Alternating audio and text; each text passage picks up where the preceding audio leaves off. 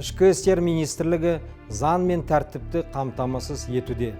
Есірткі қылмысына қарсы іс-қимыл қызметкерлерімен Астана қаласында елордалық жоғары оқу орнының 16 жастағы 2 студент ұсталды. Олардың біреуінен аса ірі көлемде синтетикалық есірткі тәркіленді. Бұған қоса, Қарағанды облысында 2 жасөспірім ұсталды. Олар 9 және 10 сынып оқушылары. Олар есірткі тарататын телеграм арнаға сілтемесе бар жапсырмаларды жапсырумен айналысқан. Аталған фактілері үшін қылмыстық жаза көзделеді.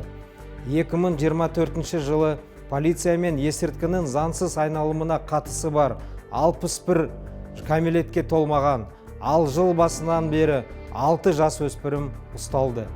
Полиция қызметкерлері еліміздің барлық оқу орындарында құқықтық түсіндірме жұмысын жүргізуде. Соған қарамастан, мұндай фактілер әлі де кездесуде. Құрметті ата-аналар, балаларыңызбен есірткінің зияны туралы сөйлесіп, заңсыз әрекет үшін жауапкершілік барын түсіндіріңіздер. Олар заңсыз әрекетке тартылса, сіздерге айтуға қорықпау керек. Балалардың араласу ортасын, олар пайдаланатын интернет ресурстарды қадағалаңыздар.